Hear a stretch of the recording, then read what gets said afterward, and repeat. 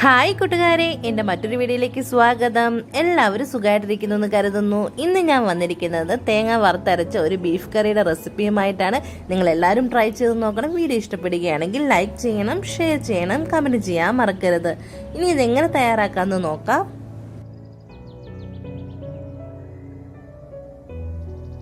ഞാനിവിടെ 1/2 കിലോ ഇറച്ചിയാണ് എടുത്തിരിക്കുന്നത്. ഇത് നമുക്ക് കട്ട് ചെയ്തിട്ട് ക്ലീൻ ചെയ്തെടുക്കാം. ഇപ്പം നമ്മളുടെ ബീഫ് കട്ട് ചെയ്ത് ക്ലീൻ ചെയ്ത് വെച്ചിട്ടുണ്ട്. ഇനി ഇതിലേക്ക് നമ്മൾക്ക് 1/4 സ്പൂൺ മഞ്ഞൾപ്പൊടി, അതുപോലെ തന്നെ ഒരു സ്പൂൺ കാശ്മീരി ചില്ലി പൗഡർ, ഇതൊരു കളറിന് വേണ്ടിയാണ് നമ്മൾ ചേർക്കുന്നത്.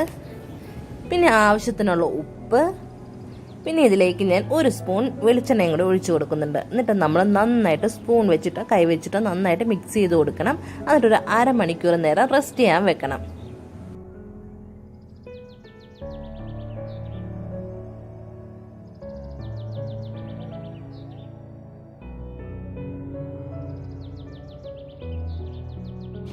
ഇപ്പം നമ്മളുടെ മസാലകളൊക്കെ നന്നായിട്ട് ബീഫിലൊന്ന് മിക്സ് ചെയ്തെടുത്തിട്ടുണ്ട്.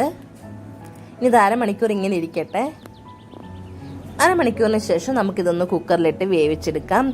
ഞാൻ കുക്കറിൽ 1/2 ഗ്ലാസ് വെള്ളവും ആ ബീഫും കൂടി ഇട്ടിട്ട് ഒന്ന് വേവിച്ചെടുക്കാൻ പോവുകയാണ്. ഇത് വേകുന്ന സമയത്ത് നമുക്ക് ആവശ്യമായിട്ടുള്ള തേങ്ങ വറുത്തെടുക്കാം. ഞാനിവിടെ 1/2 മുറി തേങ്ങ എടുത്തിട്ടുണ്ട്. അതുപോലെ തന്നെ 1/2 സ്പൂൺ ജീരകം, 1/4 സ്പൂൺ ഉലുവ, 1/4 സ്പൂൺ കുരുമുളക്, 5 വെളുത്തുള്ളി, 5 ചെറിയുള്ളി, 1 കഷ്ണം ഇഞ്ചി, കറിവേപ്പില, ഇത്രയാണ് നമ്മൾ എടുത്തിരിക്കുന്നത്. ഇതെല്ലാം കൂടെ ഒന്നിച്ചിട്ടിട്ടാണ് നമ്മളിവിടെ വറുത്തെടുക്കാൻ പോകുന്നത്. ഇതേ രീതിയിൽ നിങ്ങളൊന്ന് ട്രൈ ചെയ്ത് നോക്കണം. വളരെ ടേസ്റ്റി ആയിട്ടുള്ളൊരു ബീഫ് കറിയാണിത്. നന്നായിട്ട് ചുവക്കെ നമ്മളിതിങ്ങനെ വറുത്തെടുക്കണം. നിങ്ങൾക്ക് ആവശ്യമുണ്ടെങ്കിൽ കുറച്ച് എണ്ണയും കൂടെ ഒഴിക്കുക, അപ്പോൾ അടിയിൽ പിടിക്കത്തില്ല.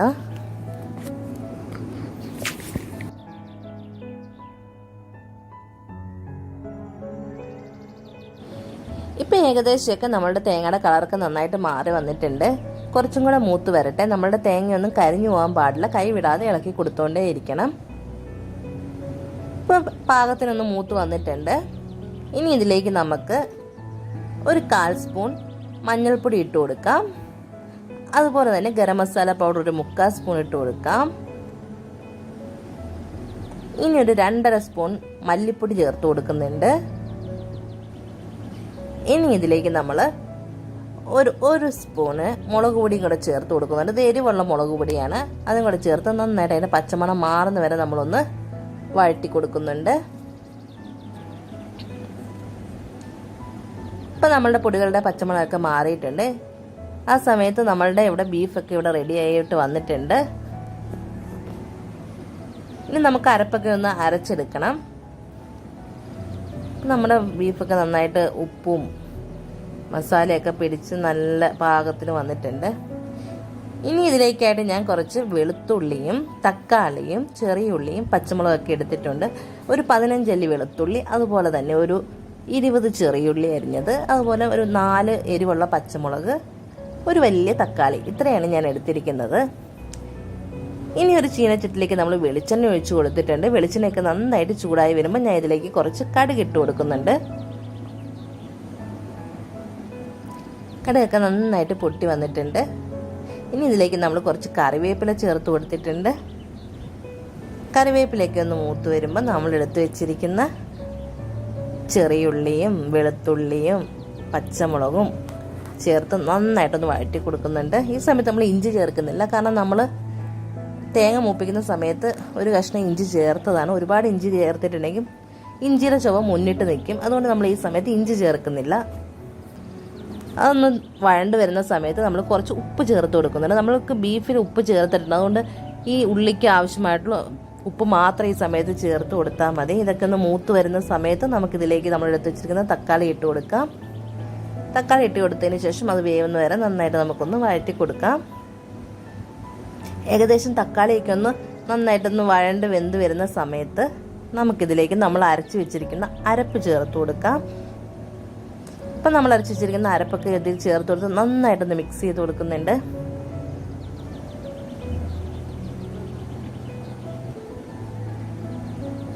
ഇപ്പം നമ്മളുടെ അരപ്പൊക്കെ നന്നായിട്ട് മിക്സ് ചെയ്ത് കൊടുത്തതിന് ശേഷം നമ്മൾ വേവിച്ച് വെച്ചിരിക്കുന്ന ഇറച്ചി ഇതിലേക്ക് ഇടുക.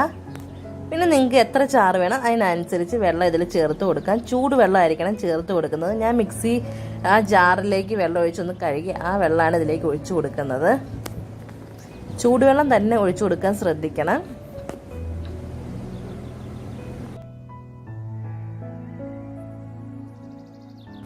ഇവിടെ ഇപ്പോൾ നമുക്ക് ആവശ്യമായിട്ടുള്ള വെള്ളമൊക്കെ ചേർത്ത് കൊടുത്തിട്ടുണ്ട്. അതൊക്കെ നന്നായിട്ടൊന്ന് കുറുകി വരട്ടെ.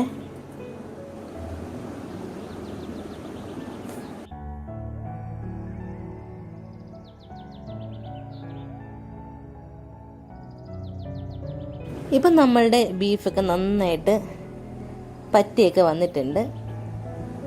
ഇനി ഇതിലേക്ക് ലാസ്റ്റ് ഞാൻ തീയൊക്കെ ഓഫ് ചെയ്തതിന് ശേഷം ഒരു 1/4 സ്പൂണ് ഗരം മസാല പൗഡറും കൂടെ ചേർത്ത് കൊടുക്കും. അങ്ങനെ ചേർത്ത് കൊടുത്തു കഴിയുമ്പോൾ ഒരു പ്രത്യേക ടേസ്റ്റാണ് നമ്മളുടെ കറിക്ക് ഉണ്ടാകുന്നത്. അതുപോലെ തന്നെ നല്ലൊരു മണവുമായിരിക്കും.